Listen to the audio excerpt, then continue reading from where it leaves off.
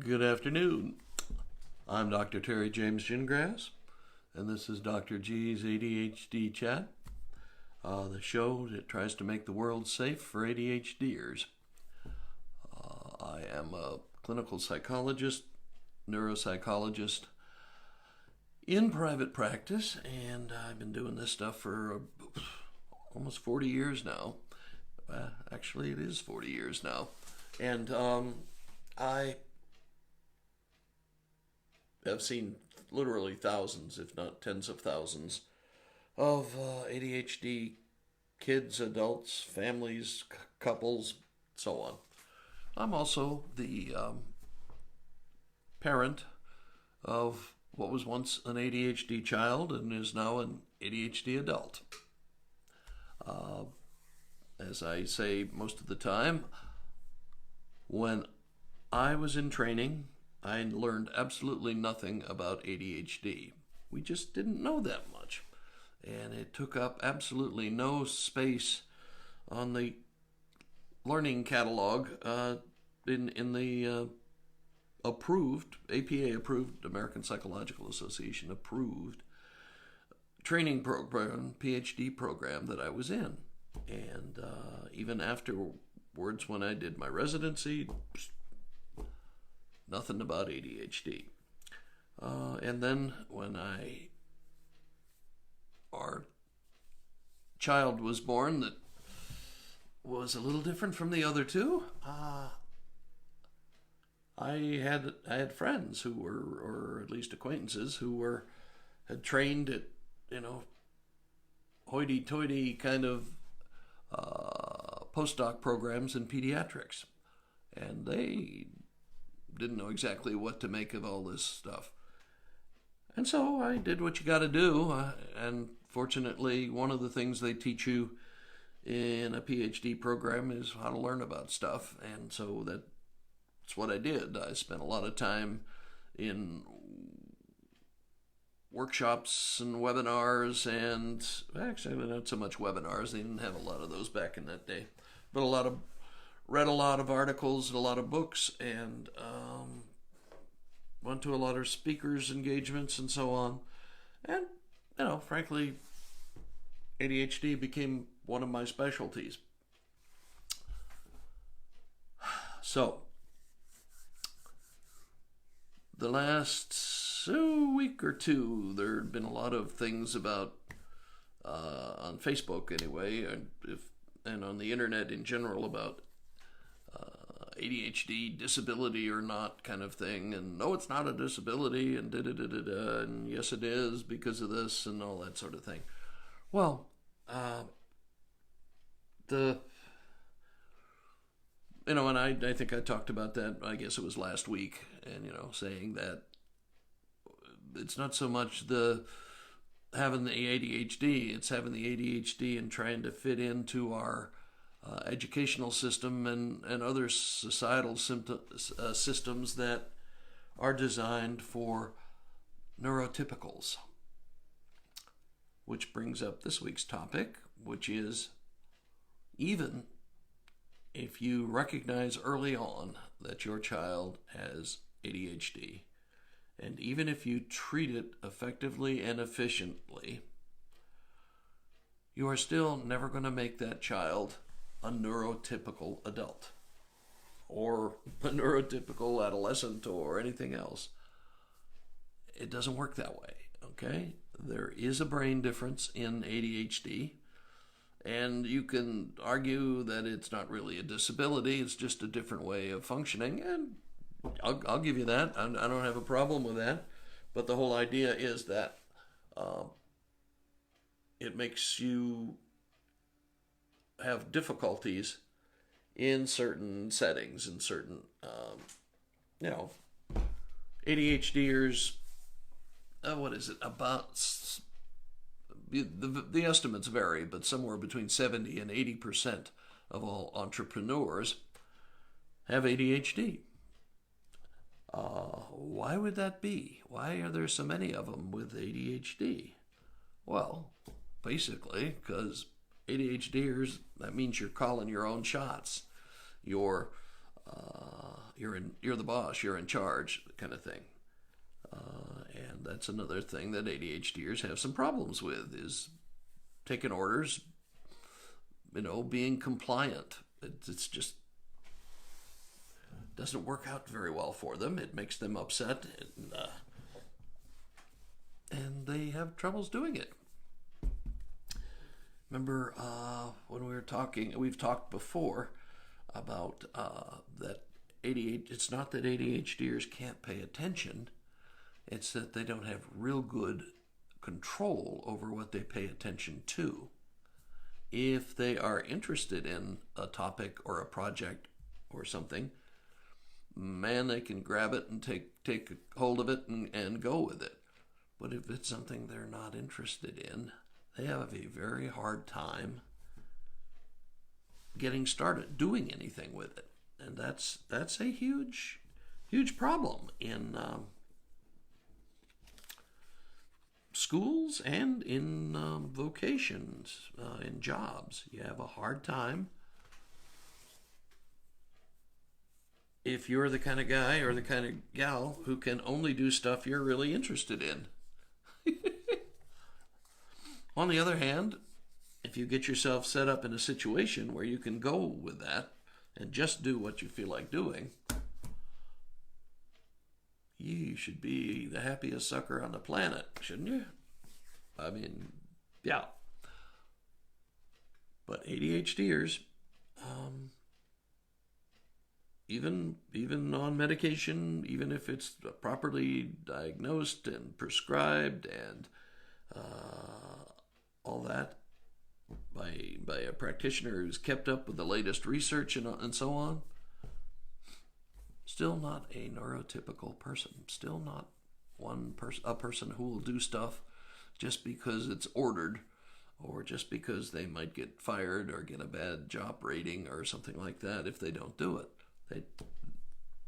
They don't really care about that, and there's not a whole lot you can do to change that. So it's a difference, and it's one that causes ADHDers some difficulties.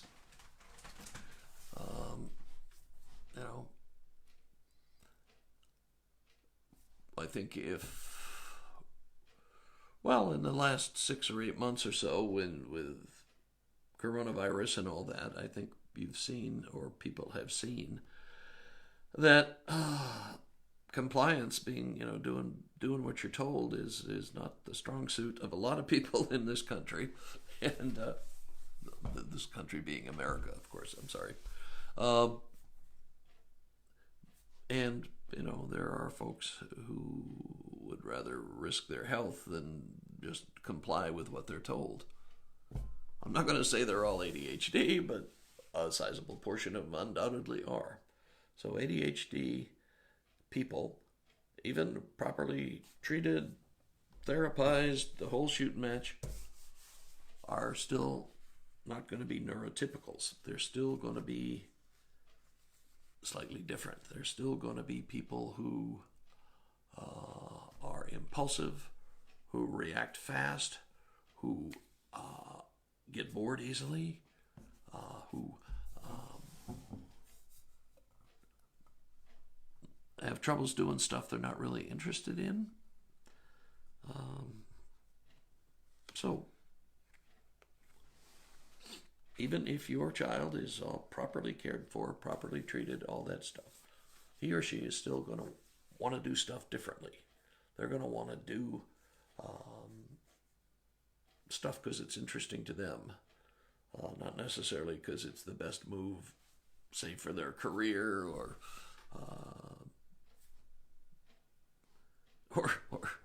their marriage, for that matter. Come to think of it, so the thing we keep talking about, and the thing that strategic parenting is all about, is you got to tailor everything for these folks. You got to figure out their strengths and weaknesses, and how to use those strengths and weaknesses to get the job done, to get them where they need to be as adults, and just later on in their lives. Because, the whole parenting thing, and come to think of it, the whole thing thereafter. People keep trying to get ADHDers to improve their performance by following techniques that are designed for neurotypicals. I've forgotten if I was in the course or my wife was in the course. Anyway, it was a course on coaching ADHDers. And we had all these nice compulsive people in the course, and they kept recommending obsessive compulsive kind of procedures to help ADHDers organize. One of these humongous books that's their organization book, and you write down every little thing you want to do, and then you write down when you've completed it, and you rate it for how important it was to the project. Anyway, something that an ADHDer would never, ever do. And so, as a parent, or as a boss, or as an entrepreneur, you've got to figure out what works for you. And unfortunately, you got to figure that out for yourself.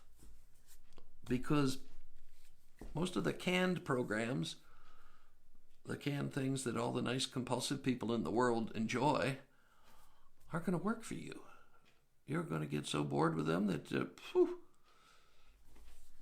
And a lot of those organization books are pretty darn expensive. But that's not the issue. The issue is they're not designed for your brain. They're not designed for the way your brain works. And if you try to use them, you will just get frustrated. So what you have to do is figure out for yourself what works for you. How do you do stuff? What are you interested in? What gets your attention? What bores you? You've got to know all that. That's why one of my first things when I'm talking about strategic parenting is, as a parent, you've got to observe your child and know his or her strengths, weaknesses, what they like to do, how they like to do stuff, what interests them, what their strengths are, all that stuff. As an entrepreneur, you need to know exactly the same things about yourself, because all the stuff that you don't like very much is what's going to bite you in the penny when you're trying to run a business. So you have got to be observant, self-observant. Or if you're a parent, you got to be observing your kid. But it's also a good idea for you to observe yourself, because you're part of this whole system. Okay, that's a huge part of the whole parenting thing. It's a system. Okay, one part gets sick, one part throws up on the floor, one part does something else. It affects the whole system. Okay,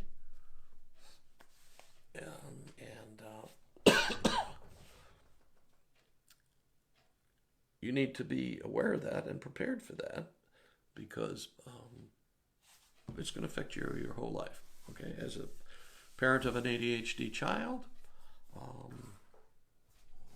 if you can't teach him or her to observe their strengths and weaknesses and to know how to make the most of them, they're going to have a rough time in the world. The same thing with if you're an entrepreneur and you can't figure out, okay, what am I really good at? What are my real weaknesses? And how do I compensate for my real weaknesses? And how do I get the most out of my strengths? Excuse me.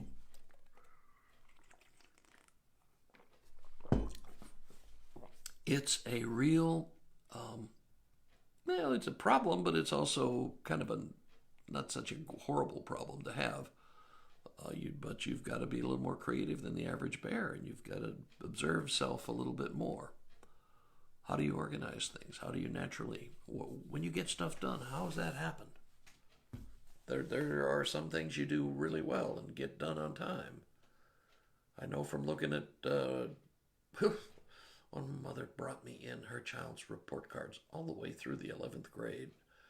But I looked at them and it was fascinating, because some years with some teachers, did great. Some years with some teachers was done in October, basically for the year, and was not ever going to catch up or do anything right in that with that one teacher. So you've got to figure it out what works for you. Do you have troubles paying attention to stuff that isn't in color? What colors do you pay attention to? What colors do you just ignore?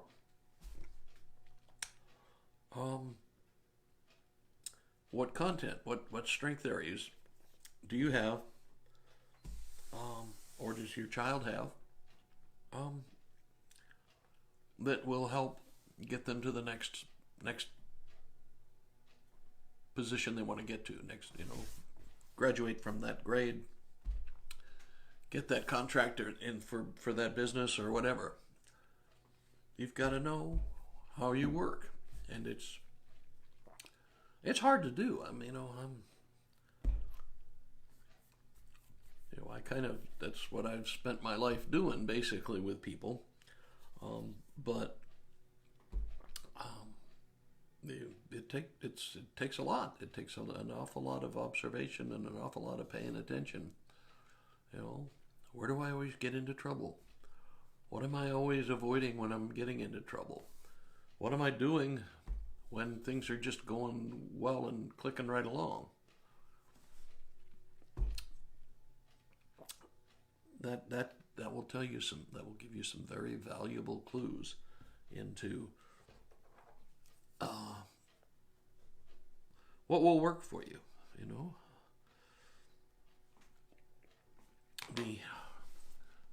For a lot of us, we're linear, logical, and those kinds of organization systems work really well for you. But not so much for most ADHDers.